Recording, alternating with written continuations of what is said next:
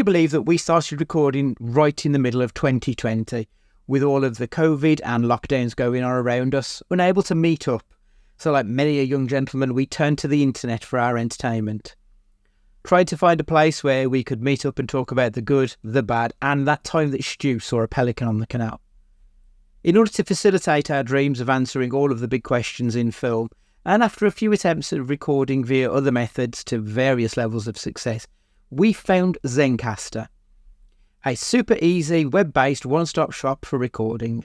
Log in and you're ready to record in a matter of seconds. It doesn't take a tech genius to get high quality audio or video. And on top of that, the one time we have had an issue, the fact that the multi-layered backups are stored locally means it's easily fixed all in browser. There are plenty of tools you need when you start podcasting, so let Zencastr take that headache away as it offers a place to record, edit and distribute all from one website. Any lazy bones Jones can pick up and play and have studio quality audio or 4K video put out for the world to see when using Zencastr.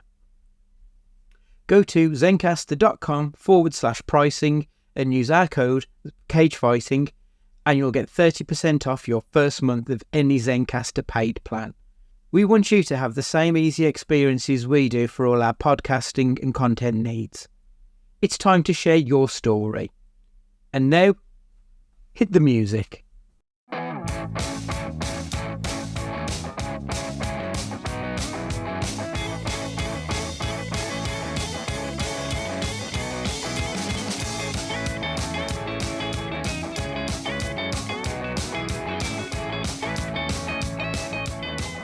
Hello and welcome to Cage Fighting. It's your main man Andy Gillard here. Hope everyone is keeping well in the new year so far. Hello everybody, Matt Guy here. Yes, we're all skinned and it's depressing in January, but we're here to make it even worse and talk about the disappointing things. 23. Worse for you, good for us because it's cathartic and we get it off our chest finally. Hello everyone. I've got to say, look, I know you mentioned it last week, Matt, but I did struggle much more with my disappointment list than I did with my...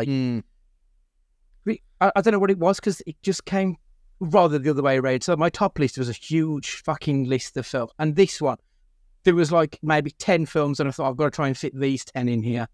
Whereas my top list, it was unruly at points. So I felt like I was almost the opposite, to that.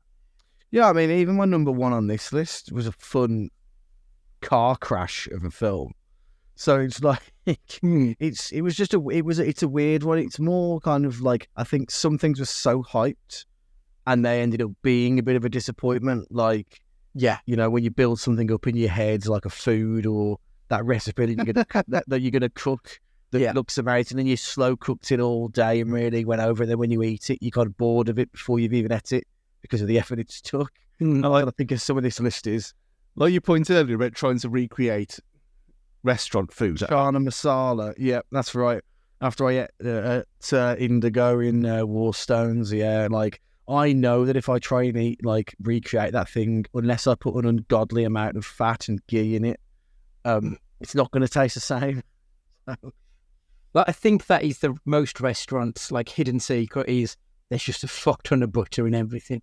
I think that's how they get away with everything tasting so nice in a restaurant. So that's all you need to do. Just wang a knob of butter in there and you'll be fine. Why not? Well, wanging knobs in 2024. Yeah.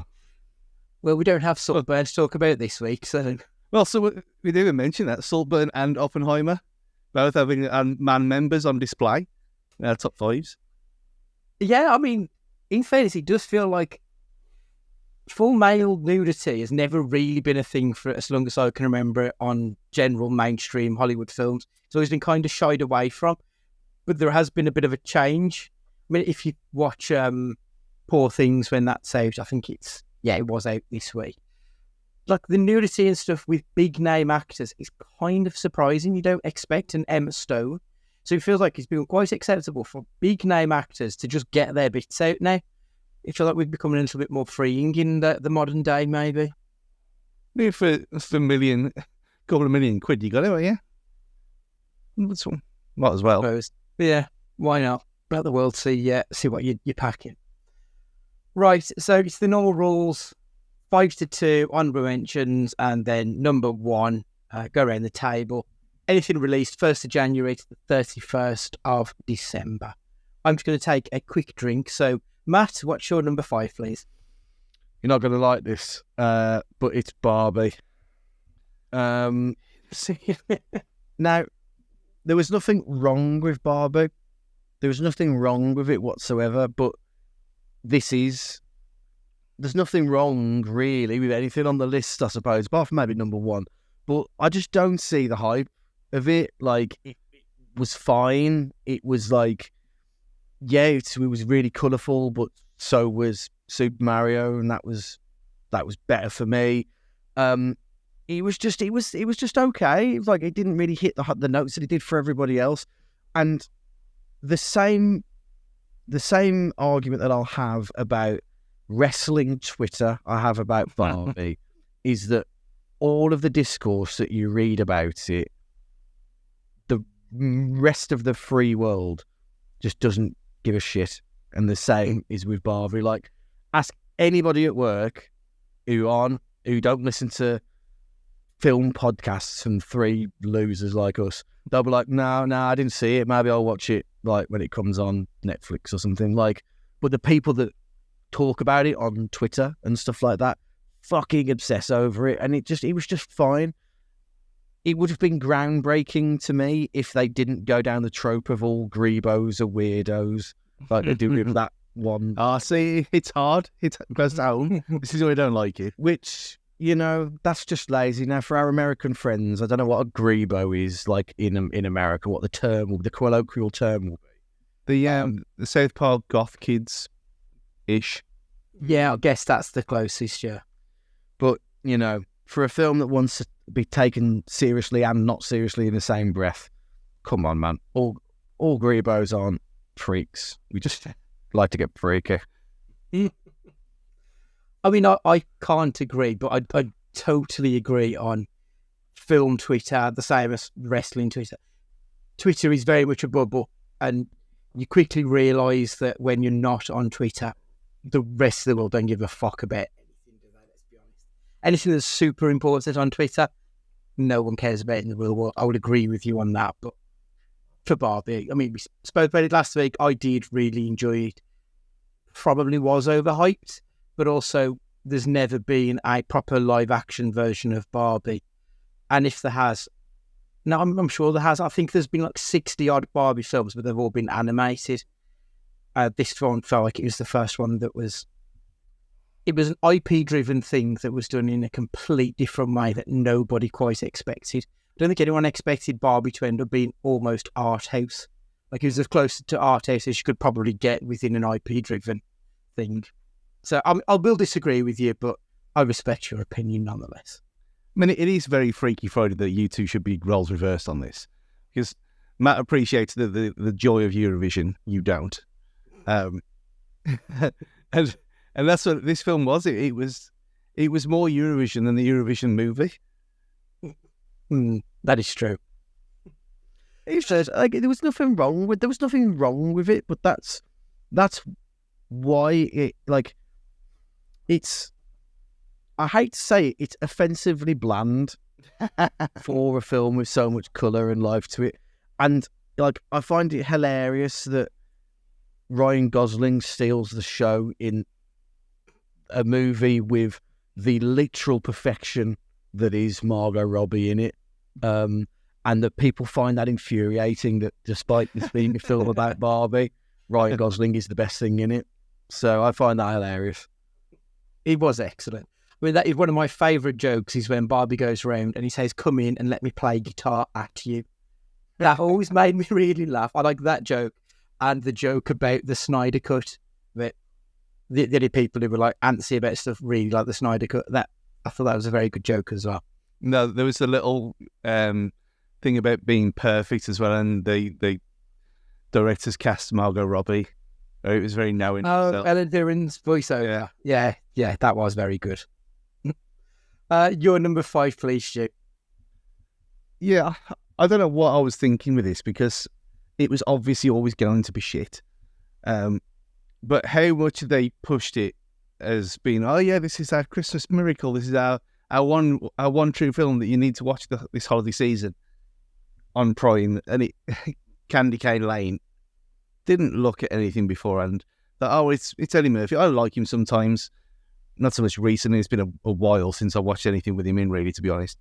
I thought, oh well, it just from the little trailer that they give you, the teaser bit. I thought, oh, this looks happy and it's a Christmas film, so I'll put it on the list. But when that Christmas in Notting Hill nonsense that I talked about a few months ago was a better Christmas experience than this, you know, you got wrong somewhere, and it was just so boring and shit. That I don't know how they managed to get. When you look at it and you think, well, it's basically that. What's it? I completely lost the train of thought. What it's called? The Toy Soldiers film, where from the early 90s, it's a bit of a mix of that. Small Soldiers. Small Soldiers, that's the one. It's a mix of Small Soldiers and a bit of Netflix cinematic universe magic. And you think, well, this is what this is going to be. And it really wasn't. The small people thing and how they were cursed and they had to live in this thing. Okay, fine, fun. But it just wasn't enjoyable. And like none of it it was all very forced. And I don't know if that was bad editing or what. It just something didn't seem right. It didn't click at all. And the more it went on, the more annoyed and pissed off I got at it. And by the end, I thought, oh, well, of course, that's how it's going to end. And I was kind of glad that it did because I was really annoyed by it. And I should have known better. So it's my own fault. But yeah, Candy Cane Lane isn't my number 5. I didn't see it, but I remember it got the Christmas Chronicles push from Netflix. I remember when the Christmas Chronicles came out, the Kurt Russell Santa Claus film, that got a big push from Netflix, like, this is going to be the one. Make sure you watch this film. And that felt like that's what Candy Cane Lane was supposed to be, the one this Christmas. And then your review just was like, fuck it, I'm not even going to waste my time because of other shit films that Eddie Murphy seems to have put out since he's one really good film, the Dolomite film. Ever since that, he's then just done nothing but crap again. So like, I'm kind of worried about the Beverly Hills Cop film that's due out in a week or two's time, purely off the back of he just seems to do stinker after stinker. But yeah, I'm glad I gave that one a miss. Matt, I'm assuming you didn't give that one a watch either. Yeah, there's so many things I'd rather do than watch that. Most of them include those jobs that I'm given that still haven't been done, like do the plastering on the skylights that won't get done in 24 either. Right, so my number 5 is a film that on paper should absolutely be my film, but Megan just did fuck all for me. I was mostly bored through that film. And I think this is like you with Barbie, Matt. It's a fine film. It is just...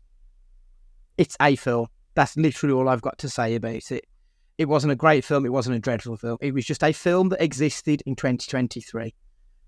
And for something that is about a toy, a robot, something come to life to kill everyone, as a big fan of Child's Play, that should be my thing. And it just didn't work for me. I was bored through most of it. Everything that happened, I was like, well, yeah, obviously that's going to happen. There was nothing new or inventive about that movie. That it just stunk, I thought, in the end. So I was so disappointed that it didn't hit the highs of the craziness that I wanted it to be. Because the trailers all sort of lent into, this is going to be wild and over the top and mad and magical. And it just wasn't. It was just a film, which I think is more offensive than it being a bad film. That it just was existed and money was spent on it. So, yeah, Megan, my number 5 biggest disappointment of the year.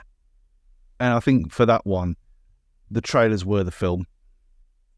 The trailers were the film. So if you'd seen the trailer, it was pointless. It was a waste of time. Obviously, I hadn't. So it's probably why I enjoyed it. But it didn't feature last week. It was one of them films I watched. I enjoyed it. Told a few people, yeah, you might like this. Moved on. I didn't know that it was supposed to be a bombastic adventure, which it was not in the slightest. But I thought her performance is pretty good for what it's worth. Alison Williams, the Yeah. main dude. Yeah, I quite like her in other things. yeah, she was all right. But yeah, it was okay. I don't watch trailers. That's the answer. I just, like I said, because I think it was supposed to be the type of film that I generally love. That's why it's on my down list, because it just didn't do anything. Matt, I'm guessing you didn't bother with that one in the end. Sound like your cup of tea. Yeah, it was like I looked at it and I just thought to myself, I can smell this being on 5-star in like a few years' time, and it just didn't click for me. And in a year where I've never felt my time be so taken away from me, I wasn't going to waste it on stuff like this. That's fair. What's your number 4 then, please, Matt? So my number 4, it's going to be difficult for me to talk about this because it was the ending of the show that kind of took its joy when it was Netflix Bodies. So it's a mini series. 4 different detectives are trying to solve a murder in different time periods, and the murderers are all linked for reasons. And on the whole, like, it was pretty good. Stephen Graham was in it, so it's always going to, raise you by a point just for having Stephen Graham in it. And it was on the whole pretty good. Nothing groundbreaking at all, but when an ending to a series just leaves you feeling just unsatisfied. Like, I can't even say it's like more questions than answers kind of scenario, because there weren't even that many questions that required answers, but it was just Silo, right? The ending of Silo, won't spoil it for anybody, but it is a cliffhanger. We don't know what's going to happen next. We're none the wiser. There's more at play. But it doesn't make you feel cheated. Bodies did. It made me feel like, oh, this entire thing, and because it's time travel and this whole Back to the Future thing I mentioned in the group chat the other day about, well, why didn't they just do this and none of this would have made sense in the first place? There's just an element of that to it. And I always find that makes any kind of time travel-y kind of thing seem really shallow, because I don't know how they ever get around it. But all I can say is Bodies was good, but it was disappointing how it ended. I'd still recommend people watch it, but just be prepared that you won't get the satisfying ending to something that probably won't get a second series. I don't think it's been commissioned for anything else. So you've got to be able to be happy that you're not going to get that satisfaction come the end of it. That's dreadful. Would you watch it if there was a second series? I would watch it if there was a second series, yeah, because I'd want to know the end. I'd want to see how the story plays out, because, like, I won't give the ending away, but we end up in modern day. Is it like it becomes the start of like Skynet at the end? Okay, right. Is it like where the end of Line of Duty, when I said there's no way on earth that this is the end, and everyone said, oh yes, it's the end, and no, it's not the end because there's going to be another a wrap-up series? Is it like that? Well, the director's come out and said he hasn't completely ruled out second season. Yeah, so it is. but he said that, like, it's purely based on its success defines whether it's going to be another series, not there's a plan for a second series. Do you know what I mean? Right, okay. So a bit like a Squid Game sort of thing. It's got picked up for a second season because it's been adopted by the masses. Whereas it doesn't sound like this one really has, because other than you, I don't think anyone else has ever mentioned it. Yeah, it's been on my list because he's got Stephen Graham standing there looking all authoritative on the screen poster, but I didn't even know what it was about. It was just because it was Stephen Graham. That's the only reason I put it on there. Yeah. Right. So, Stu, your number 4 is on my list, so we'll jump over that. And my number 4 then. Oh, I'm going to call an audible here. I'd originally gone for Asteroid City because it let me down. I like Wes Anderson. I was a bit bored. But Babylon pissed me off. No. Oh, yeah. That was last year. That was last year. Yeah. No way. right at the start. I think it might have been the first film I saw last year, potentially. I hated that film. It was it wasn't a film. It was a series of. It wasn't the first. It was the sixth film of the year that I saw. That was released last year anyway. It was just a string of poorly conceived set pieces, just sort of fucked together to try and get to some coherent movie. Obviously, the point of it was old Hollywood was fabulous and wonderful and amazing. And it was just kind of grubby and shitty and not fun. And the whole film was like that. As I said at the time, it starts with an elephant taking a shit on a man, and that's the fucking high point of the movie. It just didn't work on any level. And I think it pisses me off more because every time I log on to the cage fighting account to tweet or whatever, there's people fucking raving about this film. And I honestly don't get why people are raving other than it's got some very pretty people in, like Margot Robbie's in it, Brad Pitt's in it. It's got, the beautiful people of Hollywood. Great. And people seem to love Damien Chazelle as a director, but other than Whiplash, I don't really get it. Even La La Land didn't really work for me, even though I like pretty much everything about it on paper. Didn't hit home.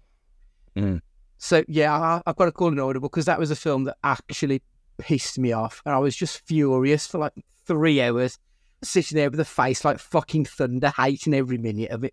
I should have just walked out in retrospect, but I always feel guilty leaving a film early. Like, how can I review it if I haven't seen every last second? Fool me, because I hated it. You're not the only person who said that, though, about that. You don't like this and you don't like La La Land either, which by normal AG tick box standards, you should love both. Mm-hmm. And I genuinely thought when I watched it, I thought that you'd love it. It's so bloated, and that constant beat for 3 hours in the background as well. It does. If anything, if you say, could you shave an hour off? You could probably shave an hour and a half. Because you are right, and that exact point is what my number one's going to be about as well.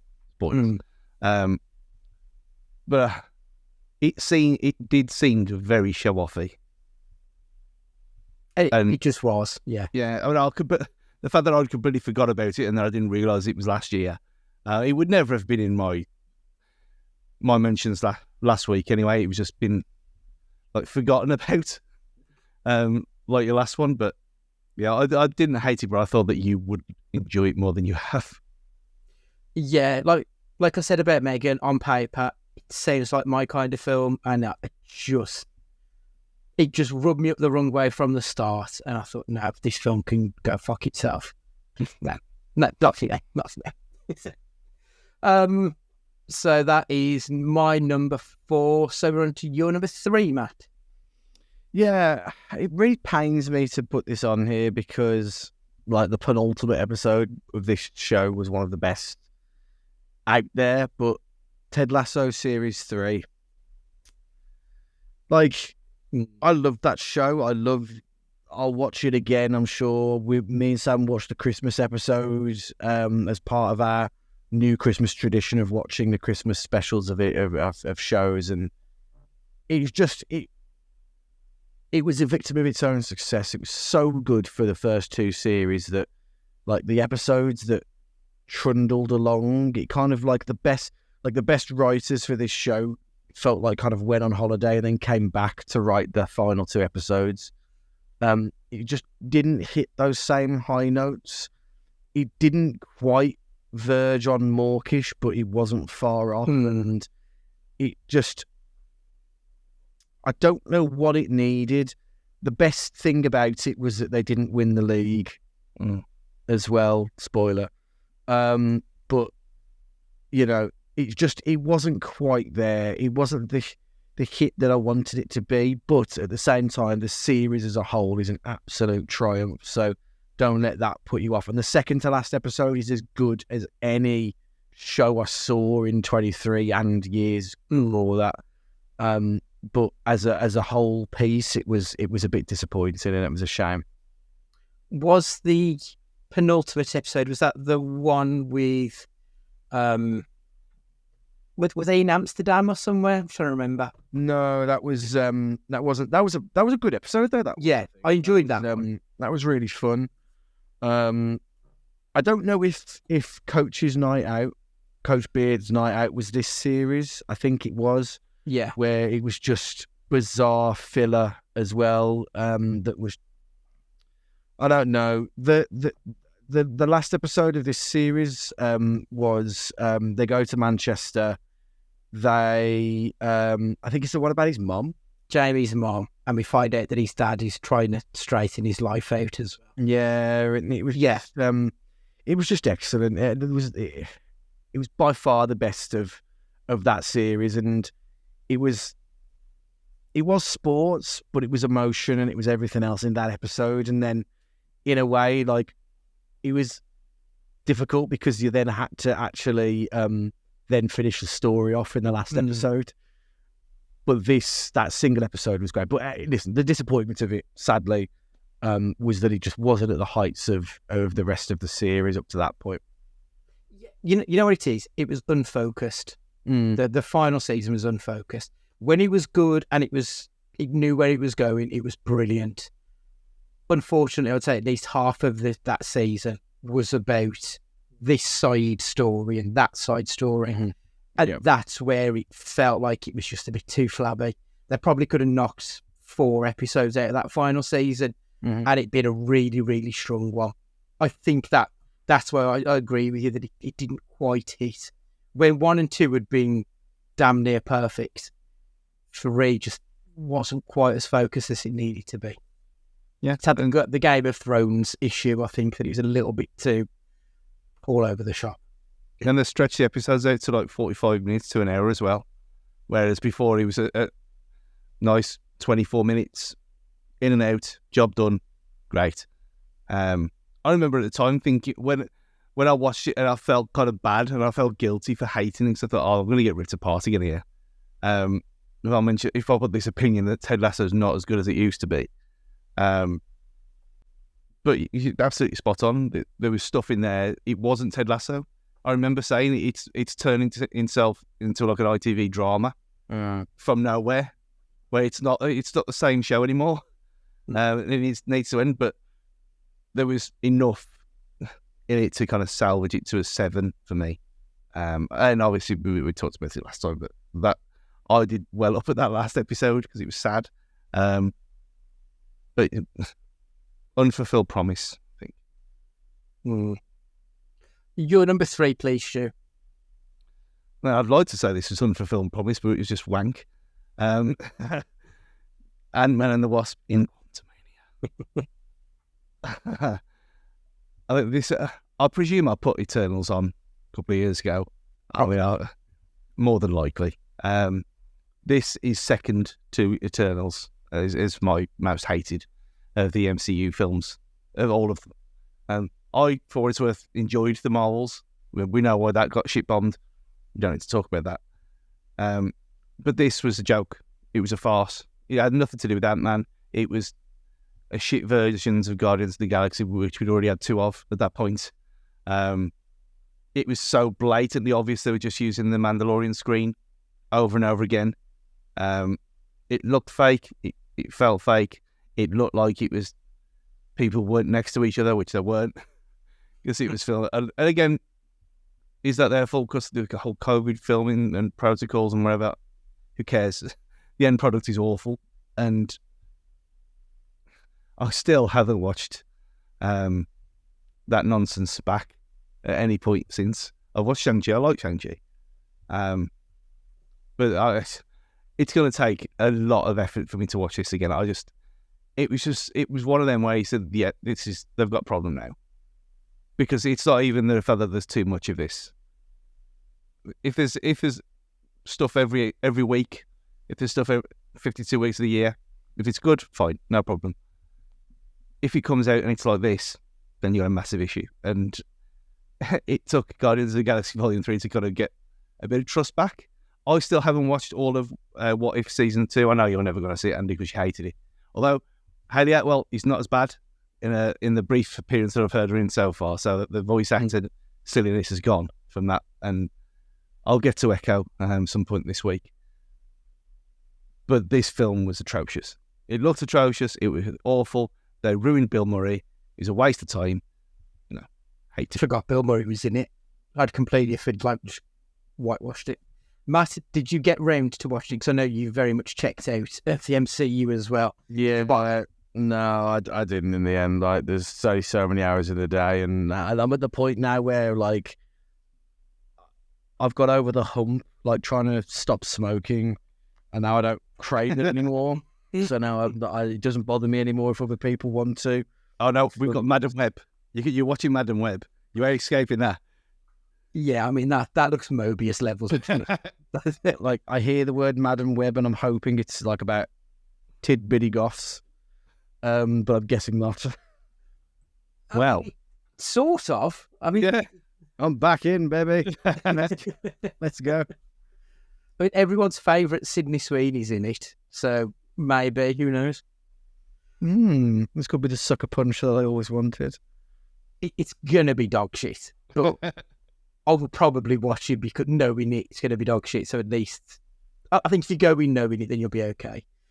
But even that said, I went in knowing that Ant-Man was gonna be fucking awful, and it was so much worse than like I ever thought it was gonna be. Like, I generally don't mind Paul Rudd in stuff. He's always fine in whatever he does. But even he couldn't save it. And everything was just all about his brand new daughter, who all of a sudden is a complete different human being, rather than just taking the other girl. I don't know why they changed it. It made no sense. She wasn't a good actor. You are right. The fact that it was quite clearly filmed on the volume, it was fucking obvious. Everything looked two-dimensional. It looked so flat and lifeless and empty. And they wasted Chidi from The Good Place. I love The Good Place. I thought at least Chidi's in it. He's going to get something. He was just a throwaway character of nothingness. The whole film was just throwaway. MODOK was a literal and was the worst looking thing I've ever seen in film ever. His feet, his little legs.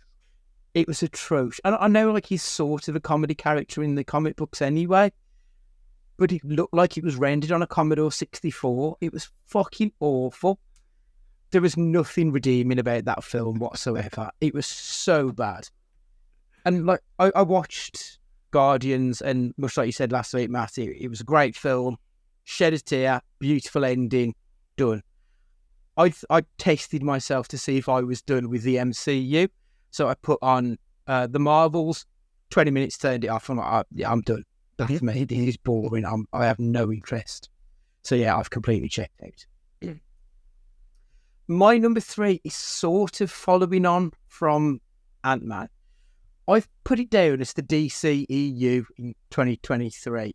It feels harsh on Blue Beetle because I thought Blue Beetle was actually quite fun because I had rock bottom expectations. But Shazam, Fury of the Gods, The Flash, Aquaman and the Lost Kingdom, it feels like it was a fitting ending to the DCEU because it was just a messy, convoluted whole end to everything there. And I think I can extrapolate this out that it probably isn't just the DCEU, because when you look at 2023, anything that had multi-part histories to it. So, what have we got? So, what have we got down here? Indiana Jones, that film was a bit shit, didn't really do anything at the cinema, no one cared about it. The Disney Pixar films, we've got such a history there. Most of those completely fell off. No one was interested in Wish or Elemental. Fast and Furious, I enjoyed 10, but it is a bad film. Like, there's no two ways about it. It's not good. Transformers, Hunger Games, Mission Impossible. It feels like heavily IP-driven films. People are starting to lose their way with it a little bit. And then, look, I know that two of the biggest films last year, Barbie and Super Mario Brothers, obviously they've got history, but that was the first time that we've seen those particular characters on the big screen. There was that interest there before. But pretty much everything I've mentioned, we've seen those films or variants of those films time and time again. And it feels like last year was the final hurrah for, multi-part sagas of 10 films for Fast and Furious 11 at some point, apparently. Mission Impossible, can that get pulled back in? Because that's a film that I think the last 2 or 3 have all hit nearly $1 billion, if not over $1 billion. This one struggled to hit 600,000. Yeah, but it was very much marketed as part 1, which always hurts them. So that might be. I mean, I'm way. I need to watch them before the last one comes, which will be probably the last one with his age now. I would have thought. So I think that might be. In that case, I think that's probably what hurt that one. Potentially. Because I mean, we said at the time, I didn't. How Fast 10 ended, I didn't realise that it was going to be like that. I didn't realise it was a 2-part story, which you kind of set yourself up for. A bit like June a few years ago, where I didn't know until the titles came up and he said part 1. I thought, oh, fuck. You know, that film is going to end up pulling me back in. I can see it now. I fucking hated June, but you put Florence Pugh in a film, I'm probably going to see it. I don't want to though. I really don't want to. But 12 has to go. I'm probably going to have to watch the first one again, I think, before I make a decision. So get the edit point from 2.5 years ago when you said you're never going to watch it ever again, and I don't care about who's in the second one. I know. But yeah, so really my number 3, I suppose, is IP-driven cinema has been a bit shit in the last 12 months. So that's number 3 now then for you, please, Matt. 2. Are we on 2? 2. Yes. Sad. I hate to do this. I really genuinely do, because I feel like it's the first step is denial or whatever it is, but then sooner or later you get to acceptance. And Great British Bake Off is slowly dying in front of our very eyes, season on series on series.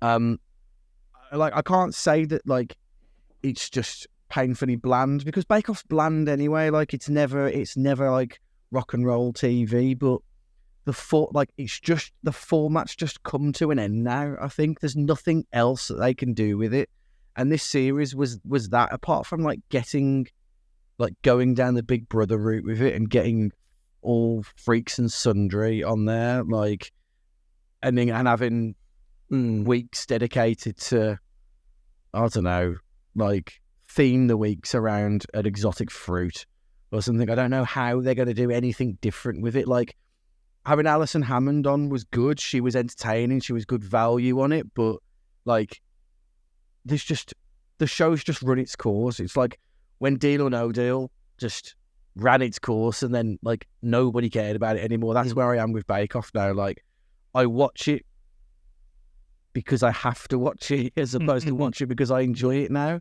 Like, it's just become mine and Sam's thing. Tuesday night's Bake Off night. Okay, great. Whereas I don't look forward to watching it anymore. Like, it's not. I used to really love it, as sad as that is, but it's just very bland now. There's no Hollywood handshakes around here, and all there is socky bottoms. The final lost 800,000 viewers, down from the year before. And I think the problem is, you kind of just said to it then, go down the Big Brother route, but just you don't need to, just get people who've got a personality back. Because I watched the Christmas one and I watched the New Year one, and they've got people that you remember. Yep.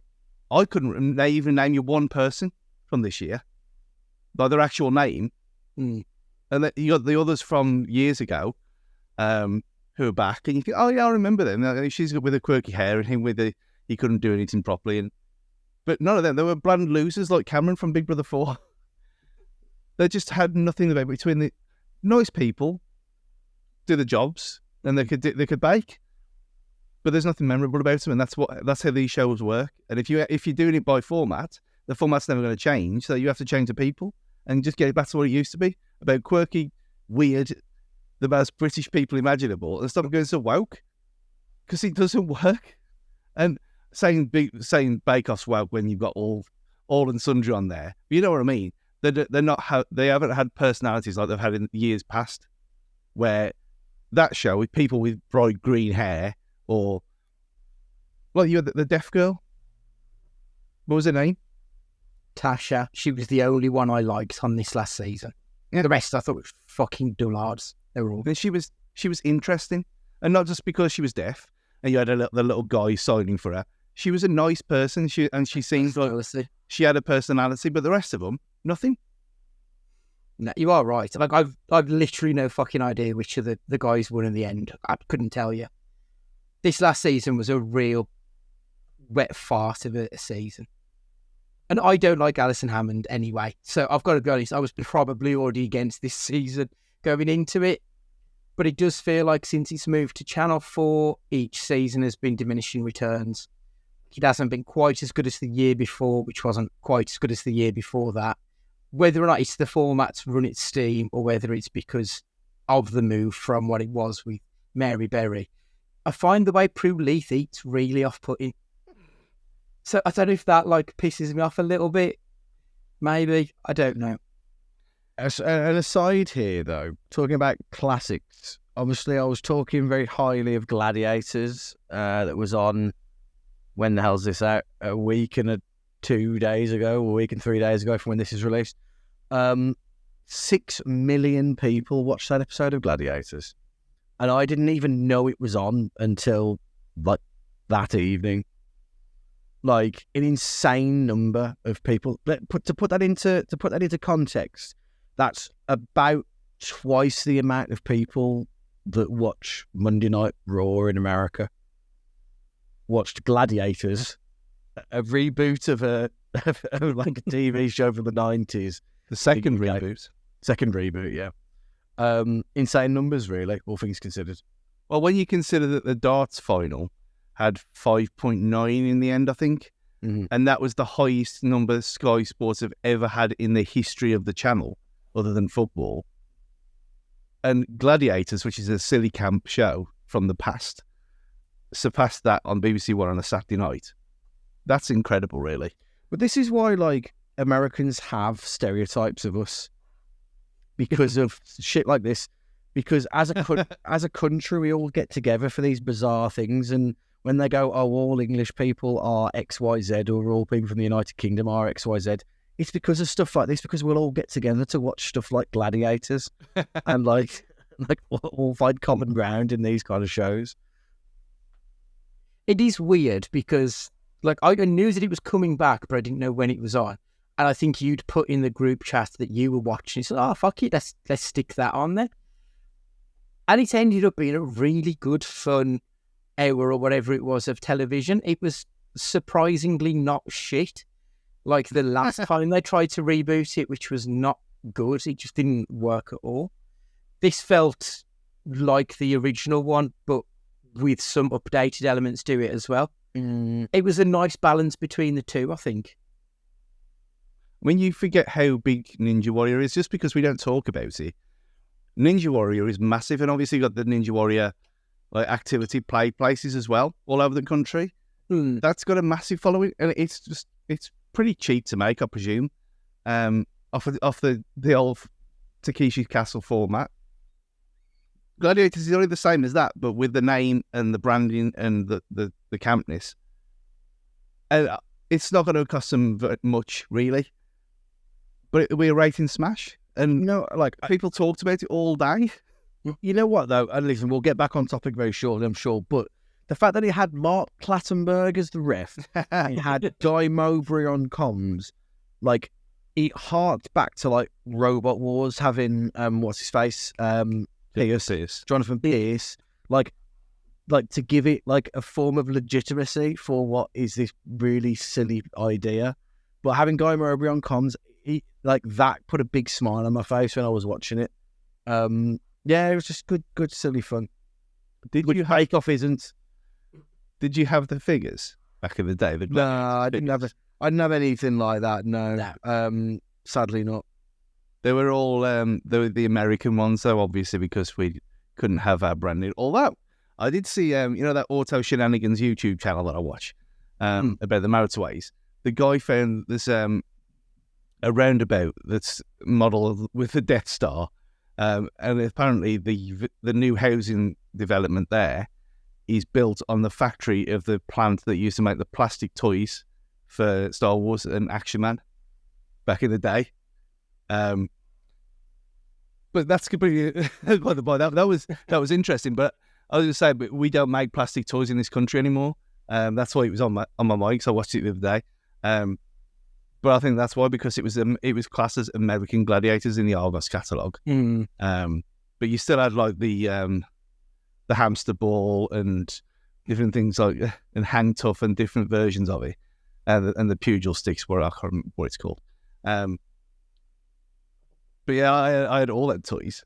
I think I was probably too old for them at the time. But they did exist. I mean, don't get me wrong, I had a play, with jets, but just not in the sense of the word that we're talking about. It'll be interesting to see what the figures are like next week, I think. If there's a big drop-off or not. Because, I don't know, because I think, generally speaking, first episodes of TV series do tend to be quite big numbers, and then it dwindles down as the seasons go on.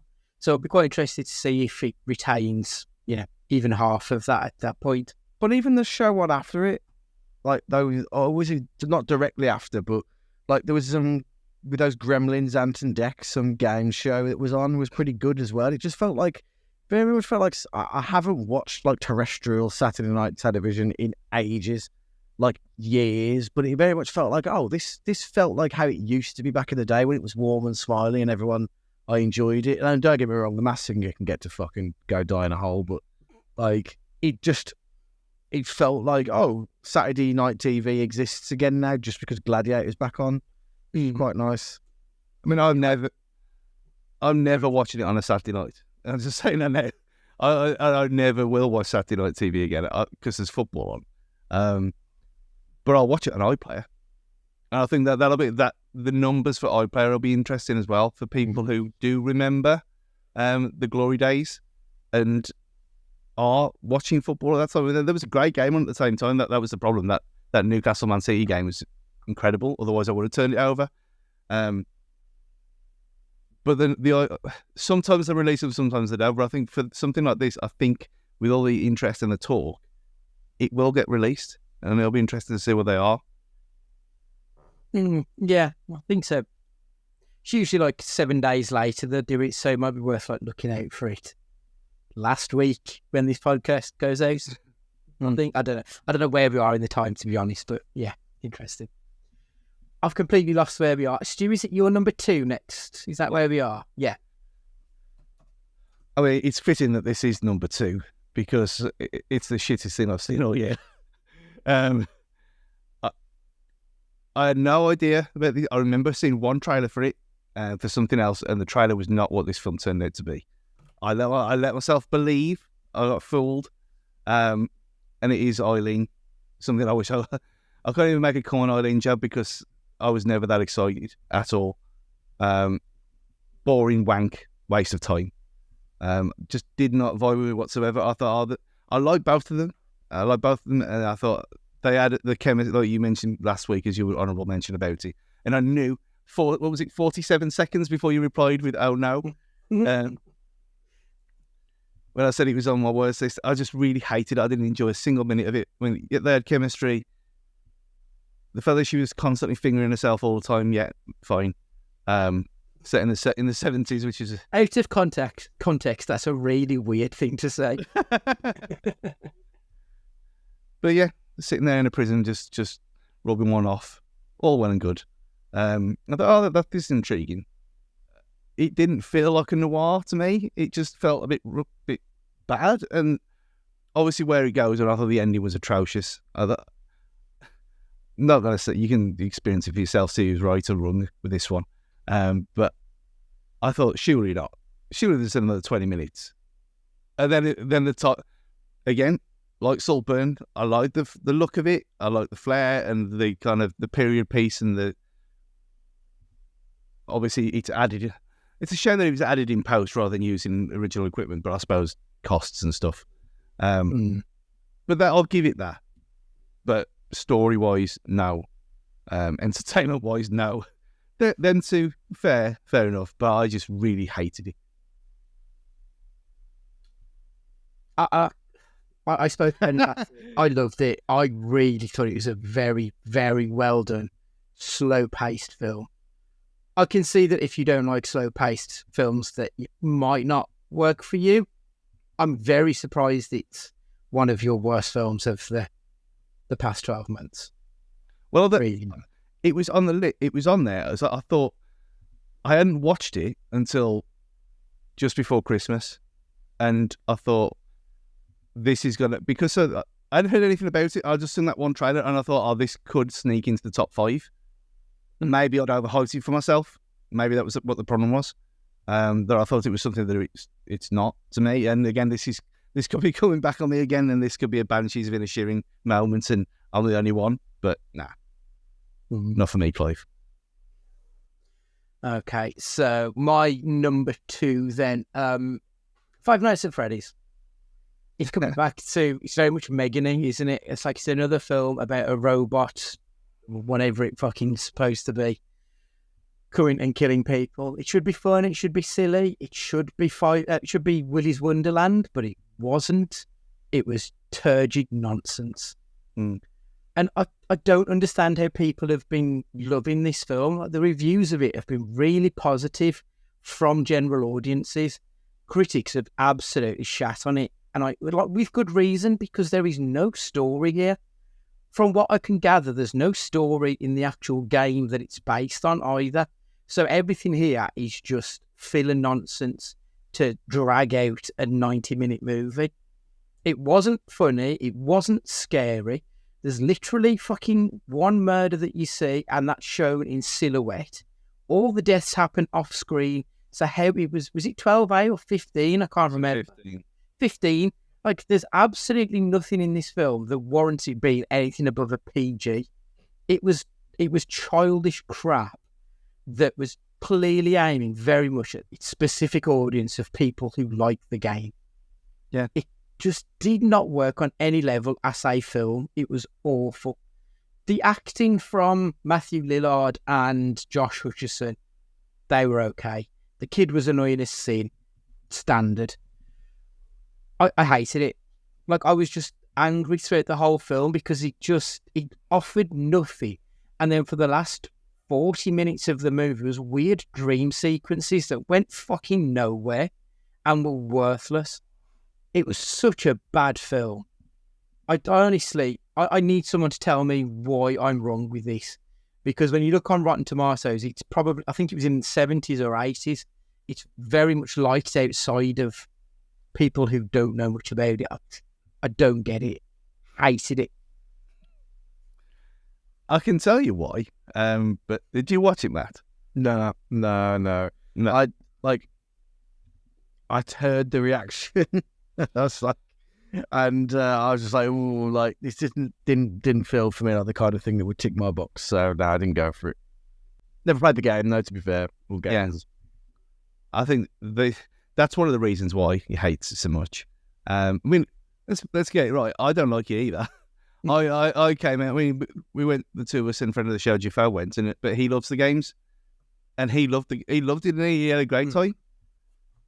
And I think that's what it is. That if you like the games, you know what you're getting into, and this is like a love letter to you. Like, I enjoyed the Uncharted film. You didn't, but I love them. I love them 5 games. They're great for me, and that's kind of in a way an amalgamation of all the games put together into one. I think the bigger problem is Five Nights at Freddy's is not the first film of this kind. And you mentioned it, Willy's Wonderland is a better film. And if we hadn't seen Willy's Wonderland and we'd gone straight into this, then maybe it wouldn't have been so awful. But it does exist. But because it's so niche, and because it's Nicolas Cage, and because it's so weird, and massively unknown, then the vast majority of people who watch Five Nights at Freddy's have not seen the better film. And I think that's what the big problem is. Maybe. I think I would still have massive issues with it. So, randomly, this isn't a spoiler, but when one of the animatronics goes to collect the kid, it's a different version of Freddy Fazbear, and he looks like he's been eaten. And apparently that's supposed to be a different character, but it doesn't fucking explain that in the film. It looks exactly like Freddy, but one looks like he's been eaten by moths, and the other one looks normal. And they're supposed to be two different things, but there's no explanation to that.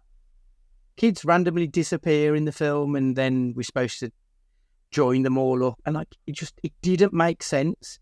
Narratively, it was a shambles. And that was the issue. But because there was like a golden Freddy or something, whatever, fans loved it. I'm like, but that served no purpose.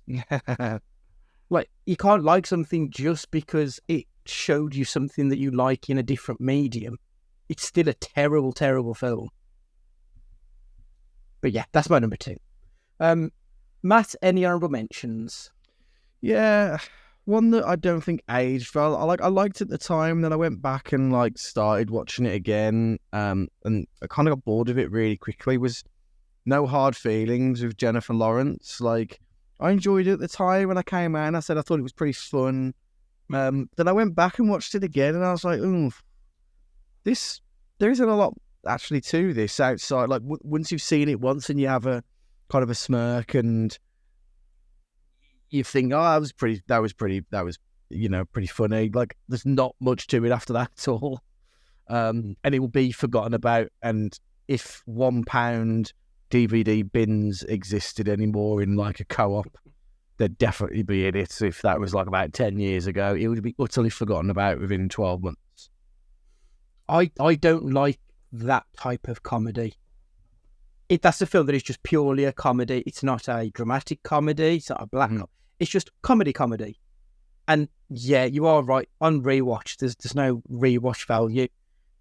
I haven't re-seen the naked fight scene. I remember that being the only part of that film that I found very funny. I don't know if that still holds up or not. Mm-hmm. Yeah. Anything else that you didn't particularly enjoy? Outside of that, there wasn't really a lot. It was a strange one. Like, I don't want to like harp on about what went on during 23 for me, but it was very much a year of I only really watched stuff that gave me a lot of value in my life, if I'm brutally honest with you. So a lot of time was spent getting frustrated at EAFC 24, whatever it's called now, which I'm at the end of this abusive relationship I have with that game, I think. I've lasted longer. Like, to last into the new year with it is an achievement in itself. But yeah, that was probably the only other big disappointment in my life over that course of the time. Well, what was wrong with that? Because obviously that's the first time that it's no longer FIFA, isn't it? So was there a big... It was just nothing. That's the thing. I think people were expecting like a revolution with it. And apart from like one game mode mechanic, which like has the potential to be unbelievable, that never really worked in like leveling up players as the year progresses, but your own players. Like, speaking to Ash Dolan, and he went into like the ultra competitive mode that you can play every weekend with a full Wolves squad. Always going into it with a full Wolves squad. That's great, and that gives you a bit of life into the game, but it's exactly the same game, same menus, same everything. And I think kind of just expected a bit more of revolution from it. Okay. Stu, any honourable or dishonourable mentions? It should be. I mean, Five Nights at Freddy's was on mine. We've already gone into. Meg 2 was a massive disappointment compared to the first one was brilliant. Mm-hmm. Knew what it was, took the piss, got in, got out, great old time.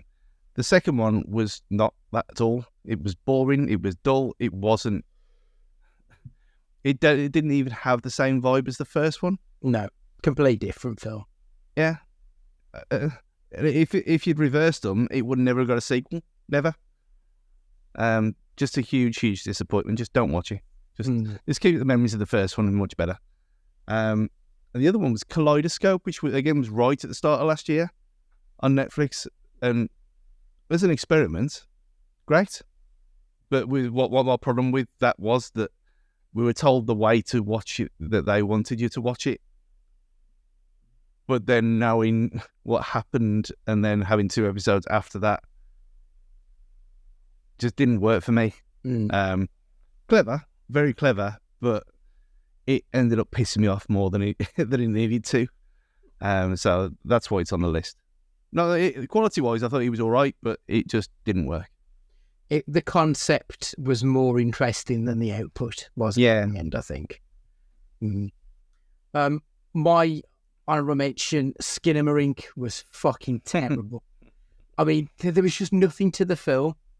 I think, like, because we're chatting over Skype, if I left this shot and then just randomly showed you different sections of my room, that would be Skinamarink. Because like no humans appear in it. You just occasionally hear a whispering voice every now and again that's supposed to be eerie. And I just... It was nothing. It was such a terrible film. And I've seen some... I don't know if it was like Variety or somebody like that listed it as the best horror film of the year.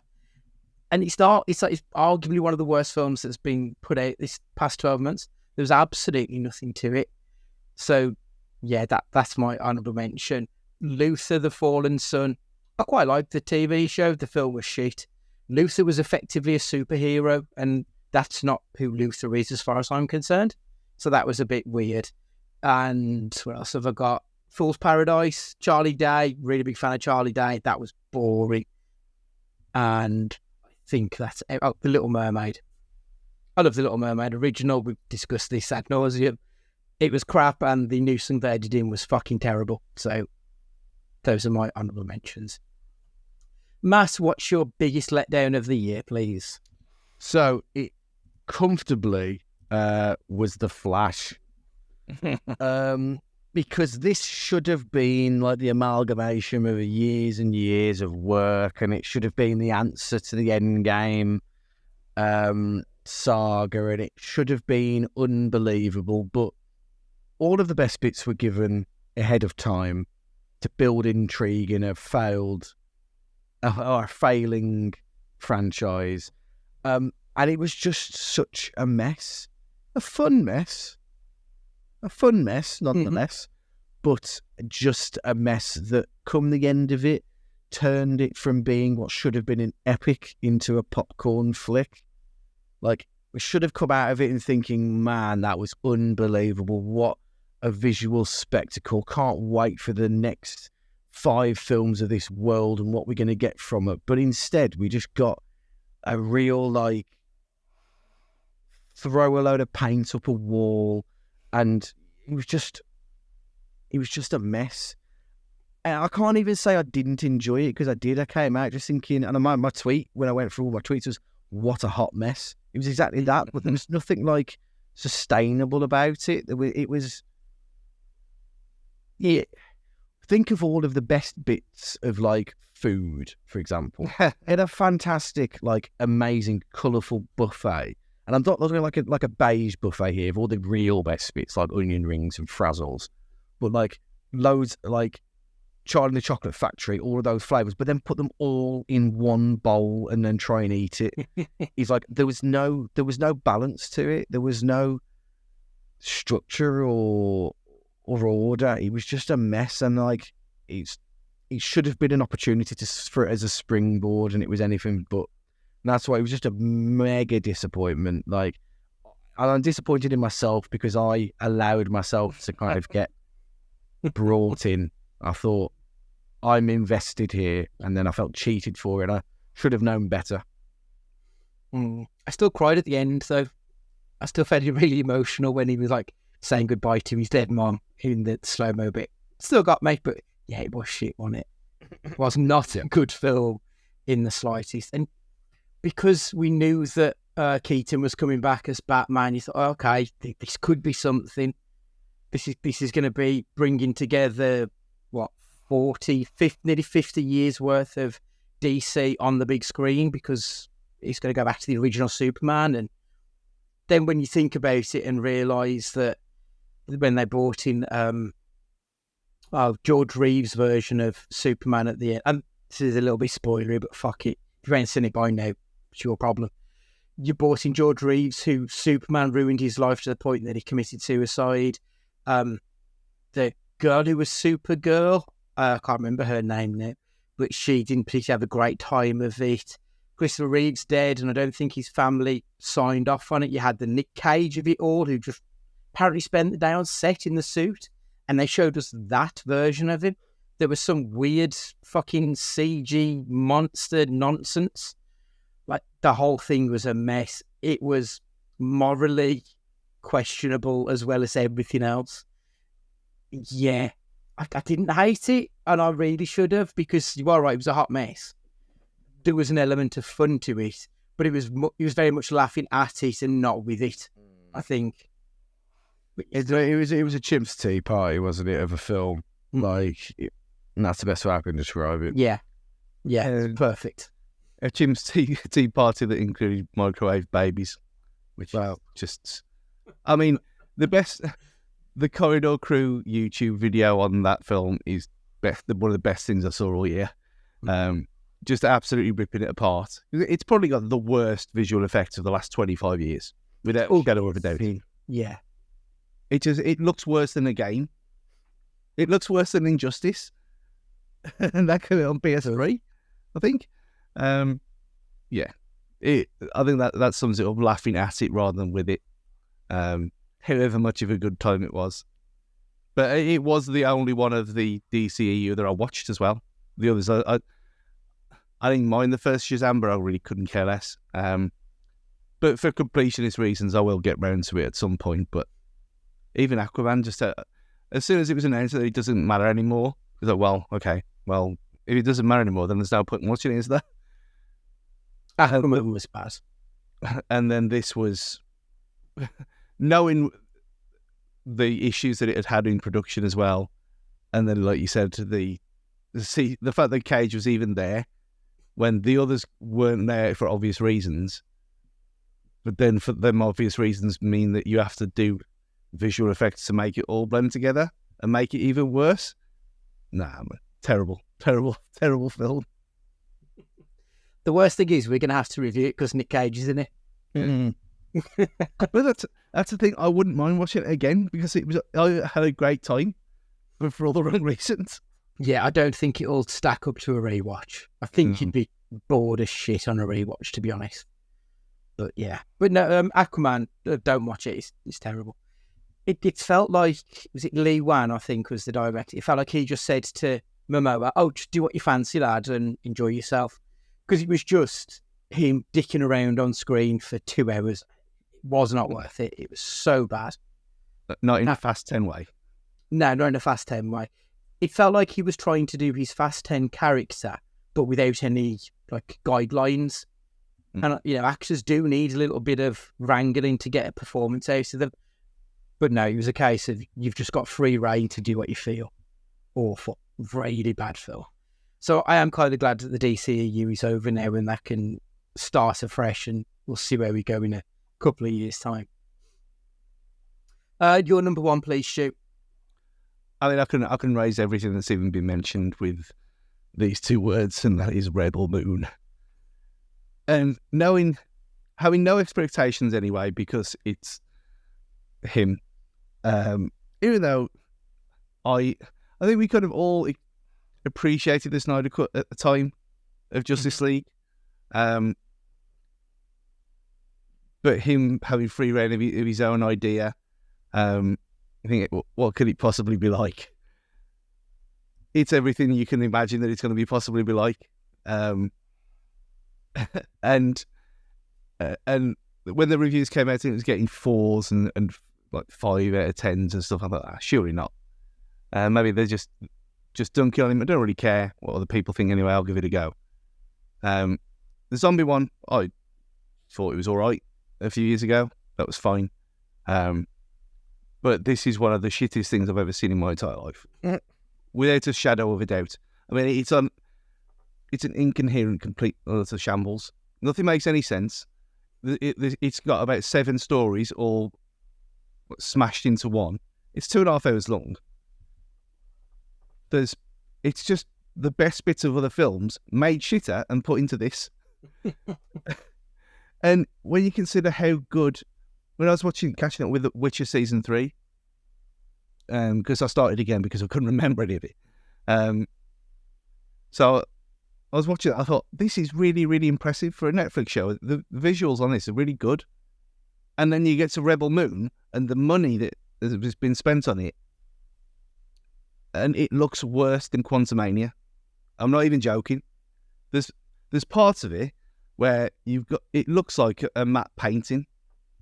It looks like it looks like a school. You know the stage that you had at school that was like 4 planks of wood raised up on metal, and then you had a painted background. It looks like that. Wow. But at times it looks fantastic. So it doesn't make any sense because even the visual language of the whole film is different from shot to shot. Like the robot creature, great, but he's just C-3PO, but grey, with some flowers in his head. And the beat him up like what they do with the Boston Dynamics robot, where they wear the lamp on him to see if he turns, in their videos, and that's what they're going to do to this thing. But then you've got the big bad, who's not really big or bad, but he's got stuff like in the Matrix with him, where he's putting stuff into his body and he's getting high off these tubes, and it's just regurgitating shitness. It's on the level of Battlefield Earth, and I will say that. But it's not even funny. It's not even in a funny way. I'd rather watch Battlefield Earth again, over and over again, for 12 hours than watch this. And the fact that there's another part to it that I know I'm going to have to watch in April because I need to know the end. And it is atrociously bad. I can't believe how bad it is. Isn't the April one just the first film again, but extended?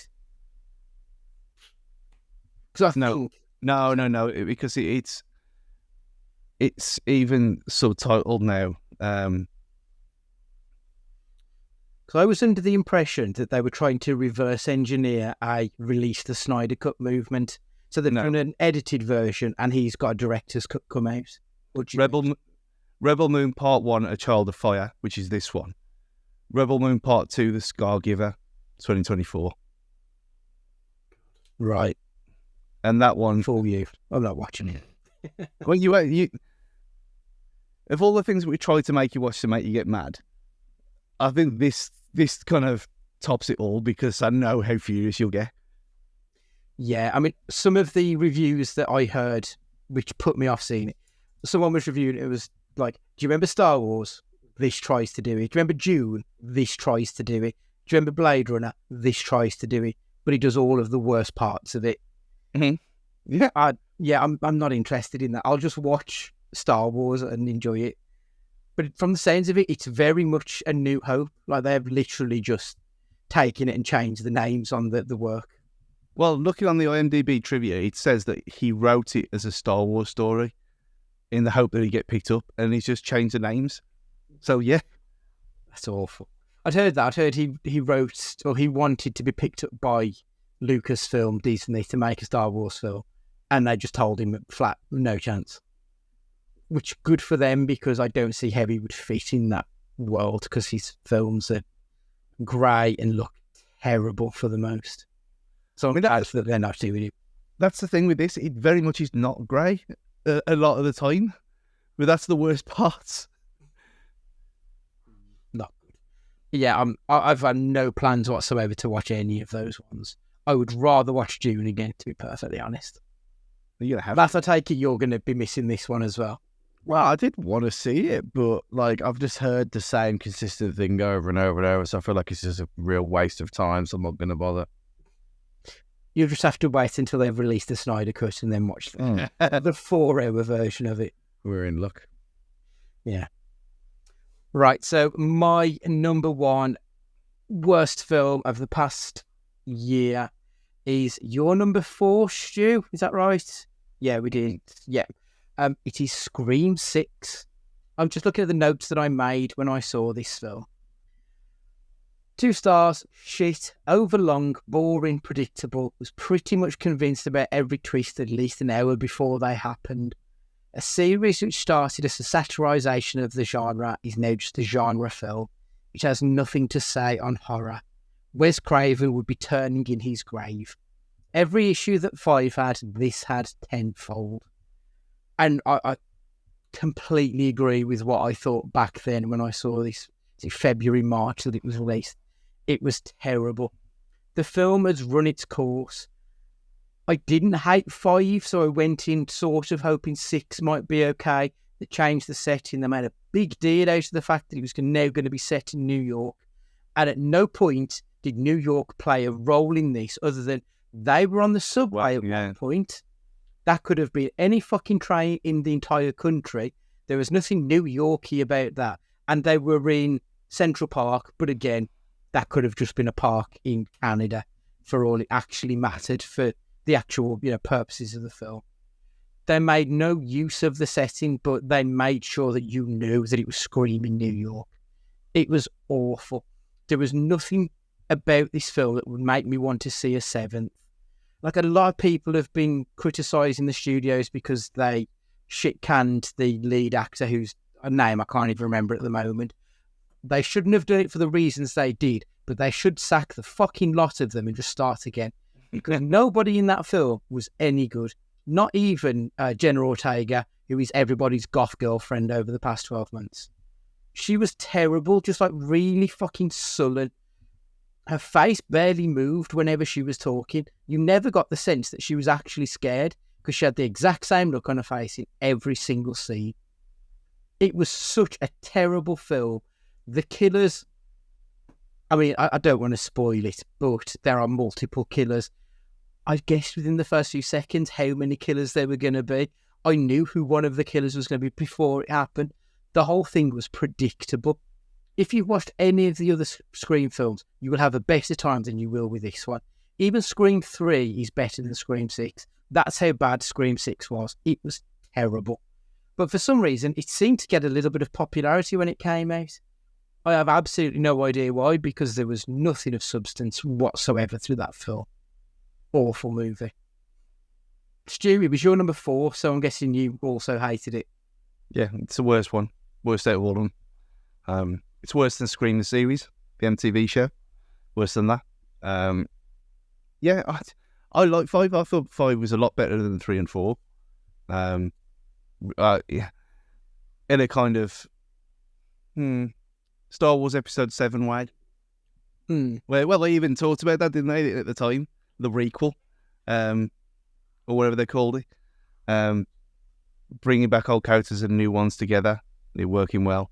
I thought that's what 5 did. They should have just left it alone. If they left it there, nice end, but obviously it's never going to stop, is it? So everything you just said, it's not a good film. I think that when we talked about it at the time, I think the only thing I said it was the bit in the flat with the line between. Yeah. That was the only thing that was any entertainment that we'd never seen before. That was quite exciting. Yeah, I'll give it that.